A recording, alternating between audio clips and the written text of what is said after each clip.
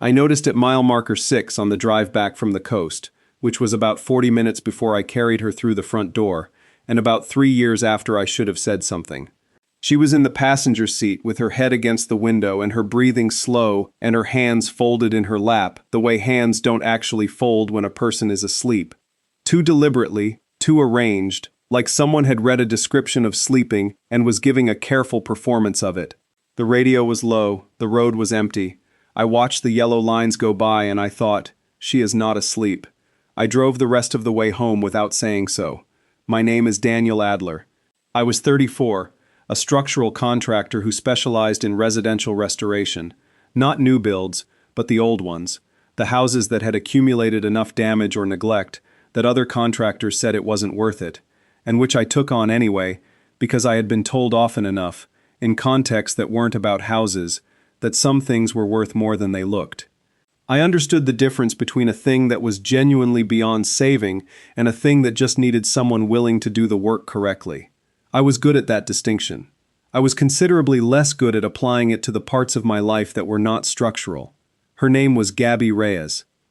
She was 32, and she had been my closest friend for 6 years, and she was sitting in my passenger seat pretending to be asleep, and I had noticed, and I had decided not to say so, and all three of these facts had a shape that I was only beginning to understand.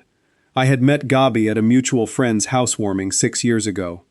She had been arguing with someone about something I arrived too late to catch the beginning of, which meant I watched the end of it without context, which was her making a point with complete composure, the other person running out of counter-arguments, and then her immediately turning to introduce herself to me as though she hadn't just won an argument but merely finished a sentence. She had brown eyes and the specific quality of attention that made you feel, when she was talking to you, like the conversation was the most important thing happening in the room. I had my phone number in her phone within 20 minutes, and I had told myself this was because we had a mutual interest in a documentary series, which was true, and also not the whole truth. We had been friends since then in the way that people become friends when they are both, at core, more interested in the actual thing than in the performance of the thing, talking honestly, showing up when it mattered, building the kind of trust that accumulates in the background of a life and becomes load-bearing before you've noticed the process. She had called me when her mother was in the hospital. I had called her when the restoration project that was supposed to be my breakthrough had nearly bankrupted me. We had made the other person's emergencies manageable by being reliably present for them, and we had done this so naturally that I had, for 4 years, been using it as the reason not to risk it. She was a public defender, which she described as being professionally assigned to believe in people before the evidence. I had always thought this sounded like her. She had worn a yellow dress to the beach. We had been on the coast for the day, a loose group of 7 people, Gabby's birthday, a beach house her sister rented every summer for a long weekend. I had driven because I always drove, because Gabby did not own a car, and because the offer to pick her up had become, over 6 years, as automatic as the friendship itself. I had driven out in the morning with her in the passenger seat eating crackers and telling me about a case she was working on. She was a public defender, which she described as being professionally assigned to believe in people before the evidence, and which I had always thought sounded like her. And we had spent 8 hours on the coast with 7 people, and then I had driven home in the dark with her in the same seat, allegedly asleep. The day had been good, not remarkable, no one event I could point to, just the sustained ease of a group that had known each other long enough to drop the performance of having fun and simply have it. We had eaten well and sat in the sun and played a card game that had no agreed-upon rules and argued about the rules in a way that was more enjoyable than any version of the game with actual rules would have been.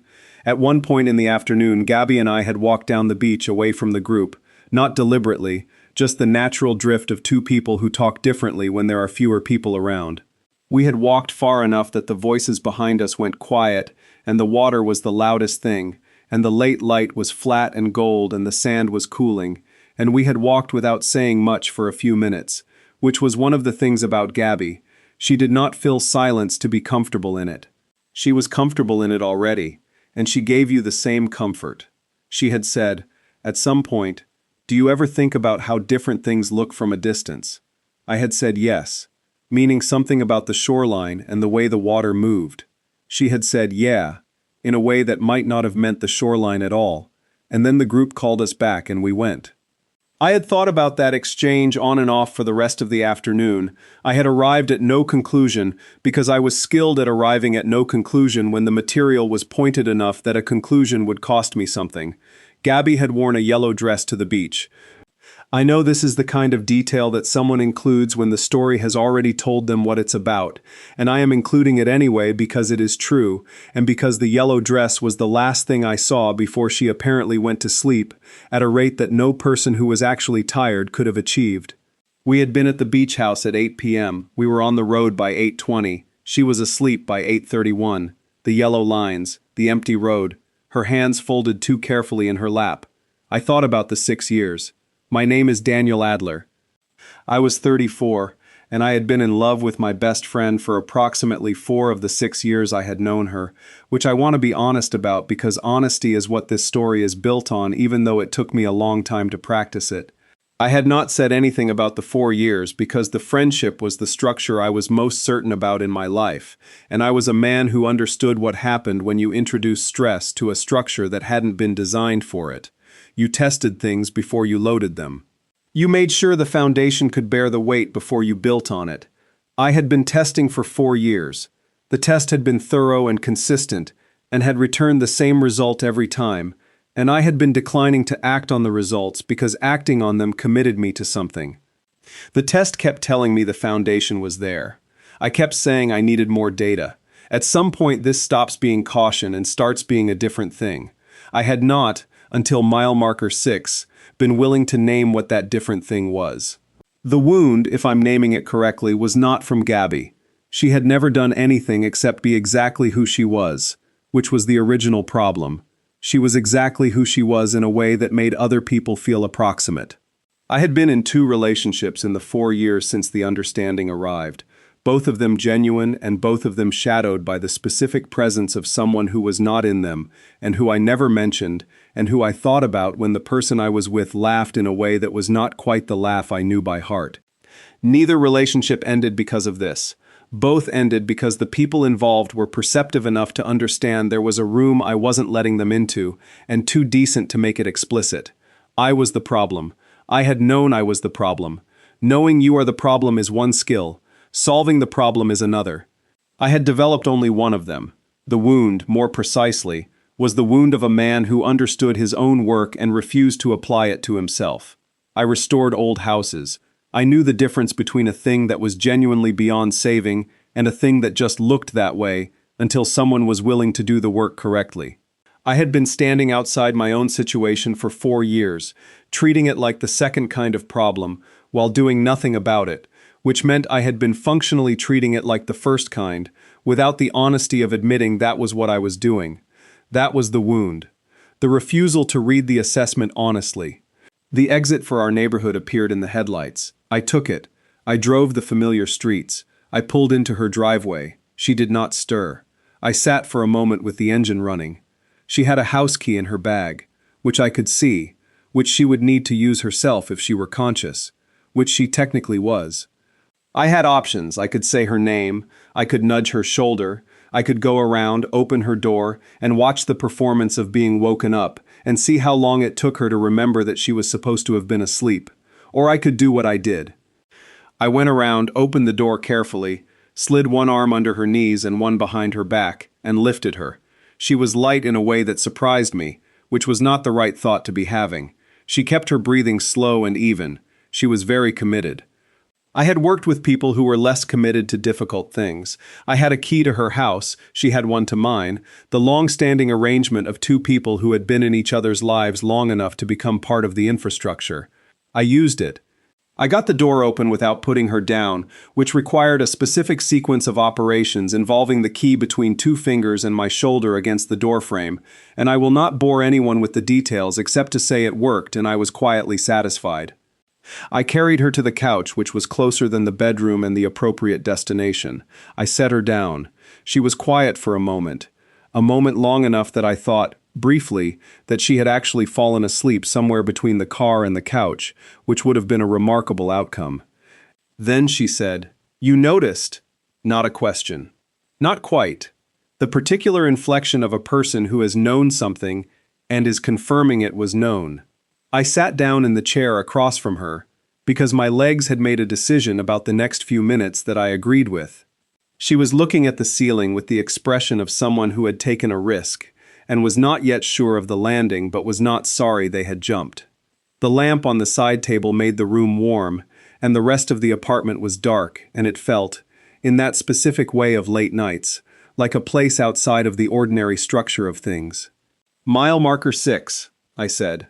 She turned her head to look at me. The lamp was behind her, and her face was in partial dark, and her expression was the one I knew as her honest expression. Not performed, not managed, just Gabby, waiting to see what I was going to do. "Why didn't you say anything?" she said. "In the car." I thought about that honestly, because she had asked it like she wanted the actual answer and not the comfortable one, which was how she asked most things, and which was one of the original items in the case I had been building against myself for 4 years. "Because I wanted to carry you in," I said. Silence. She looked at me with the honest expression, and something shifted in it that I had not seen before. Not surprise exactly, more like the specific relief of a person who has been holding a weight for a long time and has just been allowed to set it down. "How long?" she said. 4 years, I said. "Give or take." "Give or take toward give," she said. "Yeah," I said. She sat up slowly. She pulled her knees to her chest and looked at me across the small distance of her living room with the focused directness she brought to everything that mattered to her. "I've been trying to tell you something for a long time," she said. "I've tried about 11 different ways. The sleep thing was the most recent attempt." "What were the other 10?" I said. She looked at me. "You really want to know?" "I want to know all of it," I said. She told me. "Not all 11. We were there until midnight, and I suspect we covered 7. But enough." There had been the time 2 years ago when she had asked me, casually, what I thought about relationships between close friends, and I had given her a thoughtful and general answer that addressed the question as though it were academic, which was a failure of reading that she was, it turned out, still mildly irritated about. There had been the birthday 3 years ago when she had held my hand on the walk back to her car and not let go for 4 blocks, and I had concluded that she was cold, which she said was the most Daniel Adler thing she had ever heard in her life. There had been the text at 11 p.m. on a Wednesday, "Are you awake?" which I had answered with, "Yes, everything okay," and which she had closed with, "Yeah, just checking," and which had actually been neither of those things. There had been a Sunday afternoon 6 months ago when we had been on my porch with coffee and she had said, after a long quiet, "I think I've been waiting for something." I had asked what. She had said, "I don't know yet," and changed the subject, which she said now was because my expression had been so genuinely baffled that she had decided the moment was not ready. There had been a look held a beat too long in November that she described in such specific detail. The angle of my head, the quality of the pause, the precise moment when she had thought, "This is it," and then watched it pass, that I felt, sitting across from her on the couch, the specific retroactive embarrassment of a man reviewing footage of himself missing a thing that was very clearly there. "The sleep thing," she said. "I thought if I let you carry me in, you'd have to notice. That you'd have to do something with noticing. You're practical." She said it without criticism, as description. I thought a practical problem, person, asleep, driveway, house, might get further than another conversation. "It was a good plan," I said. "It was my last plan," she said. "I was going to Boston for a conference next week. I was going to decide, on the drive to the airport, whether to say something before I left, or whether to stop saying things in ways you weren't hearing." She looked at me directly. I think I was going to stop. Something in my chest understood, several years late, exactly how close this had come to not happening. I thought about the Boston conference and the airport drive, and the decision she would have made, and the alternate version of tonight where I had nudged her shoulder in the driveway, and she had opened her eyes, and we had walked inside separately, and gone to our separate lives, and that thought was specific, and cold, and useful. "I'm glad you didn't stop," I said. "I'm glad you carried me in," she said. "I noticed," I said. "I know," she said. "What took you so long to say so?" I thought about it. I thought about load-bearing structures and what you had to be sure of before you added weight to them. I thought about the 2 relationships I had let be shadowed by a room I wouldn't open. I thought about 4 years of test results I had been declining to read. I thought I might break it, I said. What we already had. She looked at me for a long moment. Outside, something, a car, a neighbor, passed and the light moved across the wall and settled. You've been restoring old houses for how long? She said. 10 years, I said. And in 10 years, she said, has the careful work ever made something worse? There it was. Not because the logic was new, because she had found the frame that fit the thing I already knew and could not, until she put it that way, make myself apply. Careful work made things better. That was what I had built 10 years of professional work on. I had been refusing to bring it home. No, I said. No, she agreed. And then, more quietly, it doesn't break. Careful work doesn't break things. It finds out what's actually there. I moved from the chair to the couch. She didn't move her knees, so I sat beside them, close, and she rested her chin on them and looked at me the way she had looked at me for 6 years, with the specific quality of attention that I had been receiving and filing and declining to account for, and I looked back at her and accounted for it. We sat there for a while without saying anything, which was the most comfortable silence I had ever sat in. Then she said, very quietly, "You carried me all the way from the driveway." "I did," I said, "without waking me up, which I was not." "Which you were not," I said. "Was it hard?" I thought about the door, the key, the specific sequence of operations. "A little," I said. She smiled. "The one that started small and then arrived all the way." "Good," she said. "I wanted it to be a little hard. I wanted it to mean something." "It meant something," I said.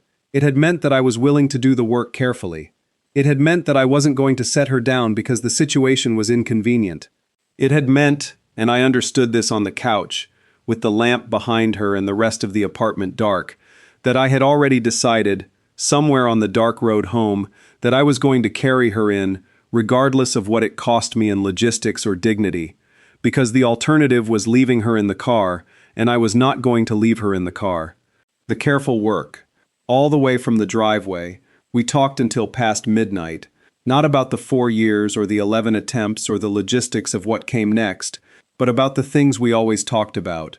Her case, my current restoration project, the documentary she'd started without me, which was an established violation, and which I accepted her apology for. The question of whether the small Indian restaurant 3 blocks from her house was declining, or whether we'd just ordered the wrong things twice in a row, which she believed in a way she defended with the same structure she brought to actual arguments. The talking had the same quality it always had, the ease of 2 people who had been talking for 6 years and did not need to perform being comfortable in order to be it, except with the door open now, and the room accessible, and what was in the room exactly what I should have known would be there all along. Not because she had been hiding it, because I had not been reading it correctly, which is a different kind of failure and in some ways a harder one to forgive yourself for, because the information was always there. She still doesn't own a car, which remains a point of ongoing negotiation that neither of us is particularly motivated to resolve. I still drive.